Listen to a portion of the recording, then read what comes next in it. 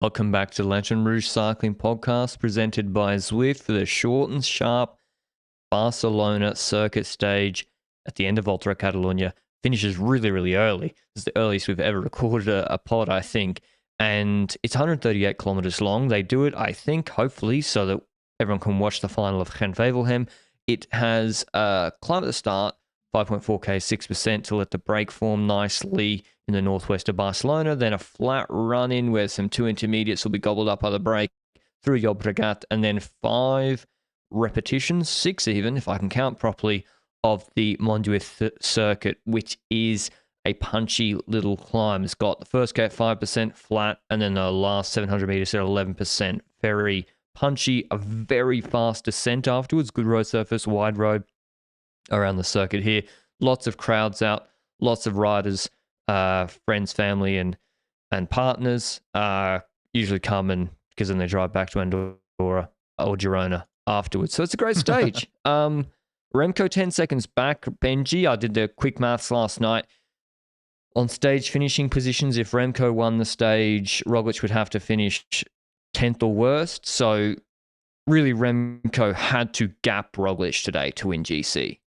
Exactly. And next to that, the intermediate sprints in the stage were like both of them in the middle of the stage, which means that they're spot, yeah. bloody terrible. Add them in the Montjuïc circuit, like at the top of Montjuïc. 2 hills. Imagine. That would be amazing. I think at some point in the past, it might have been on one of the climbs, if I recall correctly, in one of the years. But that being said, break up the road at the start of the stage. And it was a pretty strong breakaway, I would say. Carlos Verona, Guillaume Martin, Biscara, Bouchard, Carapaz, Ethan Hayter, De La Cruz, Carr, and Girmay. So the only two with 2 riders in there was Carapaz and Carr for EF. Ethan Hayter being in there, interesting. His form hadn't been that great this week, I would say. So I wasn't necessarily seeing him survive these climbs at the level of the better climbers in this race, but at least he's trying something. So that's something, I guess. Anyway, we knew that the stage was going to happen throughout the Montjuïc circuits. What did you do before we got to the Montjuïc circuit? What did I do? Yeah. Nothing. I walked Toby around the block. He saw his friends. Went to the bakery. That was the perfect segue for a Zwift segment. No, I'm going to Zwift after this. The Zwift plugs, we don't just make it up. It's like, yeah, I'm going to Zwift after this. That's how I planned it out. I had a lazy Sunday morning. I'm not going to lie to the audience. I did nothing. I walked over around the block, went to the bakery, had a coffee, and watched Catalunya. Like, yeah, but afterwards, I will be jumping on the Zwift because I've actually noticed, and probably a lot of people are similar, but I've been tracking it now. Like my mood, if I don't do over 40 minutes like exercise, even a low intensity, even though I'm just spinning around Watopia, it really drastically affects my mood afterwards. So maybe I should have done it before the pod, so I was in a good mood for you, Benji. Maybe that's why you're like, why is he in a good mood if he hasn't done any exercise? But yeah, if you want to check out Zwift, the perfect platform to keep on top of your fitness goals, particularly when it's windy, rainy, like where Benji usually lives, where Gent-Wevelgem is. Yeah, not in the UK now, but still, if you're in the UK, probably should get a Zwift subscription. You can get a free 7-day trial through Zwift.com through the link down below. But this stage is very straightforward. Quickstep are going to do exactly what they've been doing all week. They are going to control the break because they need the bonus seconds at the finish. And so this strong break, they basically burnt Seri and Vavaka on the flat run-in. And that was hard for them because the break was strong and it was cooperating. Like those guys in that break were good riders and it was 8 or plus riders deep. So they've kept that break at, first it was 130, they wiped 30 seconds off it. They then enter the circuit and like Carapaz and David de la Cruz are already messing it up. So the break gave up because they were kept so tight by Quickstep. But Quickstep then don't have too many riders left. And it's just obvious Quickstep are going to launch Remco not on the last, not on the second last. It's going to be early because they already used Masnada, Benji, and it was like hit on the second lap of Montjuïc. Yeah, indeed. We look at those Montjuïc climbs, and on the first one we see Quickstep pass. We see that Van Welder is in the wheel of Remco, and I was like, is this temporary or is this an attempt to keep Roglic off the wheel of Remco at this point in the race? Spoilers, it was temporary. They switched around at some point in the next 2 circuits. But we see from that point onwards them pacing basically. And on the second Montjuic climb, like you mentioned, Jan Hirt is being used. And we see that Cataneo is behind Hirt. Then it's Remco. Then it's Van Wilder. And you see on that second Montjuic, Remco go into his radio and shout at it. And then Hirt ups the tempo there. So clearly there were instructions to go hard on the second Montjuic by Jan Hirt. He punched in the tempo. People were dropping. And we were looking at Cataneo taking over on the steep part of that second Montjuic. Now, no attack yet, because Van Wilder's still there. And we noticed towards the third Montjuic that Cataneo goes hard in the run-in. And we see behind him, Van Wilder and Remco switch positions. So, for me, this is like a two-phoned-in attack. But, like, can you do a non-phoned-in attack on this circuit? Because, like, I mean, it's pretty obvious that the next climb is going to be the attack, eh? Like planning last night, we're, discussing the stage with Jumbo is like, there's only so much you can do on this stage. It's not like Remco is Savoldelli and he's going to attack on the descent. I mean, I think it's what you said yesterday, Benji. Attacking on the hard, steep part's too obvious. Yeah. Because Roglic is going to be right on the wheel. And that's exactly what happens. Like, Roglic is glued to Remco's wheel. And also, this race, Remco's put Roglic in the most difficulty, not when it's been steepest. On La Molina, when he had that long close on the 4% gradient, that seemed to really fry Roglic. So, yeah, it's almost like the most obvious place to attack is where Quickstep did it. It is the steepest part of the course. If you have to be better. Remco can only win GC if he's significantly better than Roglic on this stage, and Roglic has come into good shape. So, I mean, we knew it was going to happen. We knew he was going to try. But Roglic would have to really crack, and we're not in France.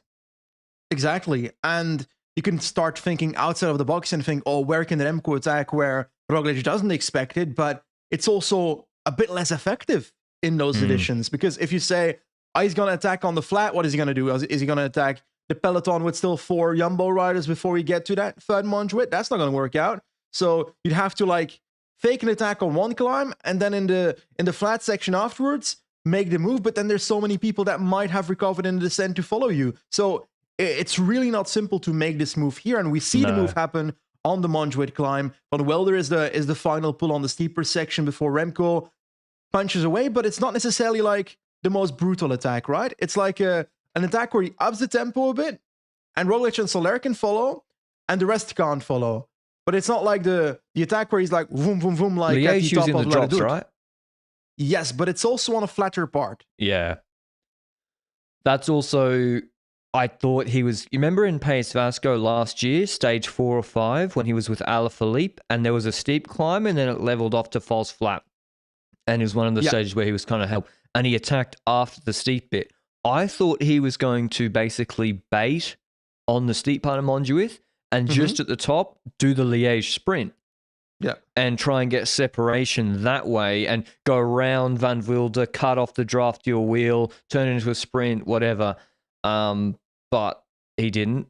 And also, it's very, very difficult. Like, Primož Roglic on a sunny Barcelona circuit like this is also pretty good. Like, the guy's won Giro d'Emilia. He's won Milano Torino.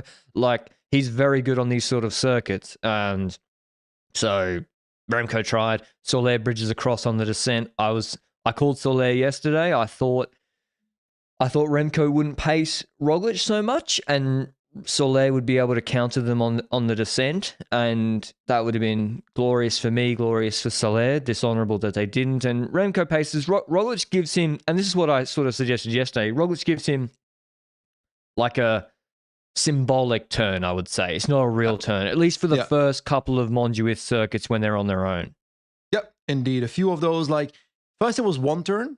I was thinking, okay, he's actually relaying with Remco, but I was also expecting it to stop pretty soon after, because maybe the car would pop in, or maybe it was just a symbolic turn, like you mentioned, to say, okay, I'm doing 10% of the turns, just because I kind of feel bad for you. Yeah. But you're going to have to do most of the work. And we see a bit later that Remco once again has to complain a bit, because Roglic stops taking over. And when it comes to the complaining, I'm not against the initial complaining. Complain once or twice. You gotta ask the question. Yeah, you got to complain once or twice to put a bit of mental pressure on everybody and see, do they snap? Do they do anything? But if that doesn't work, then you continue doing what your plan is. And the question is, what is the plan here? There's only two options. I feel like there's actually not much Remco can do from this situation at this point in the race, if I see it. Either he starts attack on the hills, which is risky with the group behind, but I wouldn't care too much about the group behind because you can drop him on the last hill anyway. And he's like a minute ahead of Almeida in third. Yes. Like he's got a margin to play with. Or the other option is you do his signature move, which he does so many times, which is you just keep on riding all out. You hope that it puts pressure on Roglic throughout the entire parkour. And if it doesn't, you stop pacing at the top of the last Montjuic and you go for the stage. To be honest, like I like Remco, but this week he and Quickstep didn't really have a plan B in any scenario. They had the plan, we're going to launch him here. Oh, it didn't work. What now? Like there's no...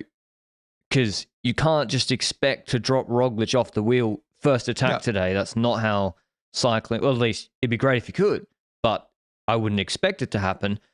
I think he should have gambled with chaos behind. Like, that's your only option at this point.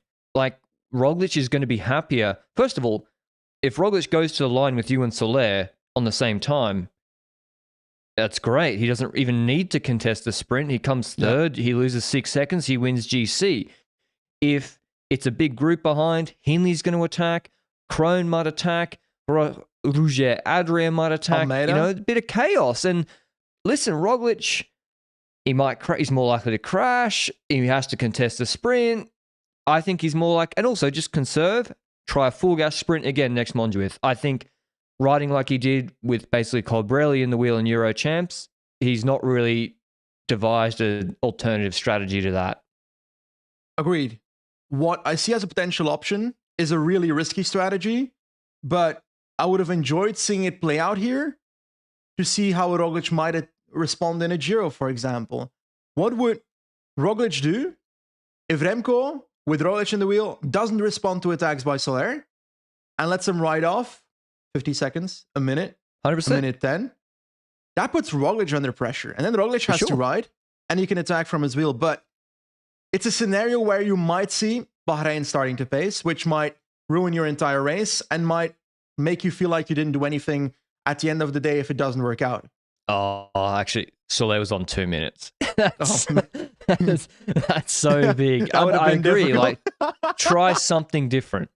Just pacing at 80%, 90% with Roglic in the wheel is not going to go for GC. Now, we're talking third and second Montjuic. Eventually, Remco goes hard again on the second last Montjuic. Yeah. That drops Soler. He's got Primoz still in the wheel. I will say, I'll say it again, Remco's descending didn't look too flash hot, and Primoz definitely wanted to take front position on the descents and was quicker downhill, maybe a bit too quick. I think Remco dropping Soler there is to get rid of him for the stage. I think so as well. And, well, that's a pretty obvious conclusion, and I fully agree with you. And we see them continue a bit, and then Remco keeps on riding a bit. And now we feel like Roglic is doing a bit more turns now and then because the danger for GC is less at this point. So he's like, I might as well turn a bit. I feel confident that I can follow him any attack that follows on the next Montjuic. But then we look at the group behind for a second, where we see that before the second Montjuic, Almeida's closing any attack behind the Soler group. He's like going to the wheel of a certain rider that is attacking and sits on the wheel. That attack stops. And UAE does that with 3 riders sitting behind the first rider that is pacing. So good work by UAE, teamwork behind Soler. And then we get over the second Montjuic, and then it changes. Then everything turns around because certainly Adam Yates is starting to pace on the last Montjuic with Almeida in his wheel. And when Adam Yates is off the back, Almeida keeps pushing, and they're basically about to catch Soler on the top of last Montjuic. Before we get to like the discussing Remco versus Roglic, what did you feel about this switch in strategy? Was this Almeida saying, fuck this, I want my third spot? I think Almeida didn't want to get attacked. But he's got, I'm checking from yesterday, 48 seconds on Landa. So I guess Soler got his chance to go clear. Once he got dropped, Almeida has no responsibility anymore to protect him. So he rode to protect his own GC. which I think is fair enough. Like, I think when Soler was with the group, he didn't do anything untoward towards Soler. So anyway, last Montjuic, Remco kind of just paces. Afterwards, Roglic takes the front on the descent. Roglic also starts to take over 50% of the pulls into the finish. He's just keeping the pace up so they can go to the finish. And what could have been a really explosive stage, kind of, I mean, I want a Soler to win, but he got dropped, unfortunately. And then they come into the finish. We're like, ooh, Roglic is leading him out. He doesn't need to lead him out. And he starts pacing. He keeps pacing. I see 200 meters to go, 150 meters to go. He doesn't really get into the drops. And Remco comes past him sprinting, and Remco wins the stage. Big celebration, but Roglic clearly gifted the stage. Yeah. Roglic clearly gifted that stage. Well, you can argue that you don't know if Roglic would have won the sprint with Remco being in his wheel in that descent in the first place, but Roglic might not have been in first position in the first place if he didn't want to give the stage on paper. But there's a few options here. Either they agreed after the second last Montjuic that Remco just wants the stage at this point because he doesn't feel like he's going to drop Roglic. But my argument there is, what does Remco have to negotiate here? Like, what can Remco offer to Roglic here? Except for, I won't attack on the next Montjuic, which Roglic should feel confident that he can follow anyway at this point. So, Roglic should not have gifted the stage. This is disgusting, and I wanted to sprint. I think Roglic should have gifted it. It's the alpha move. He's like, I don't care about this stage. Like, have the stage if it means so much to you. What's crazy is the interviews. You can also look at it differently. He didn't dare to sprint with Remco. Yeah, you can't crash if you don't sprint, I guess. I mean, yeah, as you tweeted, like, Gino made us like, are you kidding? What the hell? But the difference is Remco pulled. I don't know, like, most riders have never won a World Tour race. A lot of riders, and winning a World Tour race would be their dream. But Remco's celebration, a little bit much, I think, for a gifted stage. I was like, and I to the point where I don't know if he knew it was gifted. Like, is that possible? That Roglic just thought to himself, I don't care, I just want to get second. I don't think there was a verbal agreement. Okay, well, then you also can't expect Remco to not celebrate once he flies past Roglic. I mean, come on, like, Roglic didn't even try. Like, he thinks Roglic couldn't, he thinks he just walked past Roglic. Like, it was clearly gifted. A bit of it's like what Lance gifted Ventoux to Pantani, but never made it like clear. Like, there was no, he just decided to do it. And I think it's a bit of mind games, but I think it's mind games, but also in reality, I think it's Roglic being like, he's tried yesterday. I was really negative yesterday, correctly, but I was negative yesterday. He's done most of the work today. Here you go. Have a stage. I've already won 2.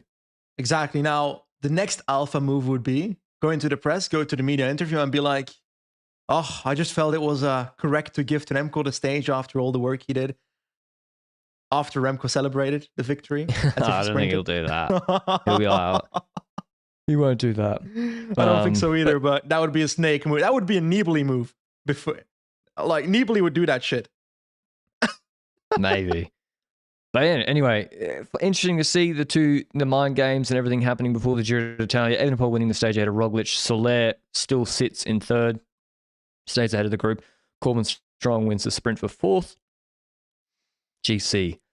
Oscar Onley was in 10th, so I don't know why they sent him in the break this week. He should have been trying for a GC position on DSM, but yeah, he was very strong on the finish. GC, absolutely no changes in the top 10. So this stage kind of looks like the Paris stage, but it really, the huge gaps and swings rarely happen on this. The weather's too good. The stage or climb isn't long enough. And so, yeah. And the climbs also all in the last hour of the stage. So maybe we hyped it up a little bit too much. At least Evenepoel tried. And I think after the Vuelta last year, Benji, it's now 1-1 to Roglic. And also Roglic will be leaving this race with a lot of confidence, particularly after he wasn't, I mean, he still won GC at Tirreno, but this was a much more impressive performance than in Tirreno Adriatico. Exactly. I still believe that he wouldn't have won on Sassotetto at all if there was no headwind. Mars would have won that stage very likely, or Ciccone, depending on his form that day, because he was also good that day and here in Catalunya as well. So we've seen a significant step up from Roglic from that level, because I feel like a lot of factors played into Roglic stage wins at Tirreno, also in the hilly Muro stage, where a lot of tactics of other teams were very abysmal, looking at UAE. But that doesn't mean he didn't deserve the victory there, because he was still the strongest in the group sprints, and that group sprint will matter still. Do you think that we will still see an upping of the form of Roglic towards the Giro, and whether that will make the difference in their sprint a bit bigger? Because currently, I see if they go to the sprint on a stage, it's sometimes going to a 50-50, maybe a 60-40 towards Roglic still, but Yeah. it's a lot closer than in the past. And there's a lot of stages like Lago Laceno, for example, which is like a climb and then 4 kilometers flat in the Giro. All these kind of In the stages first where a week group too. sprint can occur. Probably that's a stage for a breakaway, most likely, like a fucking Demarchi in the break or something. But Demarchi is probably going to win a Giro break. He's been in pretty good shape. He's been in the break in Catalunya on stage 1. I think we'll see the biggest difference in Roglic on like a La Molina style stage. Like, he wouldn't be getting dropped in top shape on that sort of stage. I know Quickstep made it harder, but the watts weren't crazy on the final climb in that shallow gradient. So that's the biggest difference. But to be honest, in terms of his peak watts, it's going to be very hard to improve compared to Low-Port, because that was his best pure power performance ever. Obviously, low altitude, easy stage before, yada, yada, yada. But that was a PB for many of the riders because of the conditions. I see it more in the hard stages. yeah, There's the margin for improvement. I think so as well, because if you look at the stages that came this week, we noticed that La Molina, where Quickstep paced the earlier climbs, Yeah. more kilojoules in the legs, was the one where Roglic really folded in the end. So there's also the fact that the Giro doesn't really have, except for like Campo Imperatore, or is that not the name of the climb? There's a climb where it's like a climb with 6% just at the finish line for like 28 kilometers at 4% in average, but some sections of 6% there are of like 6 kilometers a few times. So that stage, that feels like the only real Unipuerto stage in the Giro, if my mind serves me right. So there's a lot of just harder stage, like Crans-Montana. It's not a Unipuerto stage. That's kilojoules in excess with the Quadrica before we get to the valley, before we get to the Crans-Montana finish. And then we see at Tricima di Lavaredo, the final stage, that's brutal. Maybe the time trial is the one that is most like. Then again, they've been riding so much on the flat before. The final time trial, the mountain time trial. Yeah. I still don't know what equipment they're going to use on that. They're going to have to do a bike change, I think. Yeah, 100%. The Tour de France one is a little bit more difficult to know what people will do. But yeah, in terms of the Giro, this has been a very, very nice appetizer. Roglic has won 6 World Tour races so far this year. That's already one more than last year. He is clearly back and motivated after the surgery, after a disappointing year, it must be said, last year with the crashes and the level even in the Dauphiné. And so the Giro is, I cannot wait. Almeida's in great shape. Vlasov's coming in. Remco's got a point to prove now after Thomas, timing his peak. He's got Tour of the Alps. Tour of the Alps. He keeps saying it. He keeps saying it. He has to. He always wins his last stage race. Tour of the Alps. We don't worry about Catalunya. Tour of the Alps. He'll do the business. Okay. We'll Fingers see. crossed. Okay. I believe crossed. In you. But yeah, I would say Quickstep tactically a little bit outclassed this week. Must be said. I don't think they had a plan B, and also in the bonus seconds were crucial. And also Remco celebrating on La Molina. If that cost him a second, then does he have to attack like that on what's it called? Low-Port, and then that changed the complexion of the race. So they made a few tactical mistakes throughout the week, whereas Roglic, I think, didn't really put a foot wrong. I feel like I would have enjoyed seeing more experimental tactics being thrown in the ring in Catalunya, knowing it's not the Giro yet. For example, on the La Molina stage, on the Crueta climb, I would have wanted to see Quickstep try to thin down the herd on the Crueta climb and have Remco attack on the last steep section there, putting pressure early on Roglic there. Even though he ended up winning the stage anyway, maybe the gap would have been more significant there. And that's a high-risk, high-reward play, but you can afford to do that on Catalunya, and you cannot afford to do that in the Giro. So, unless you're really far like behind. me, they thought he'd just win on the port. Yeah, true. Agreed. I thought as well. Which is risky. It is risky, but we all fought it anyway. Yeah, but it's just a lesson. It's cycling, you can't assume people will stay the same level throughout a race, or they might not improve, or you'll take time then. Don't worry about today. Even though I'm stronger today, I'll get those seconds the next day. Very, very risky to do that in cycling. Anyway, we'll go and watch Gent Wevelgem now, which is about to be kicking off as they get into the hills. A very, very exciting edition of Volta Catalunya. We've been sport with Paris-Nice, Tirreno, and Catalunya. Pace Vasco is going to be good too. I think one of the best. The early season racing this year, stage racing, has been unbelievably good with the spread of talent around the races. Just missing Ayuso here would have added a extra UAE spice. That was a shame, but lovely addition. Roglic wins, and he's back. Until Gent Wevelgem later today. Ciao.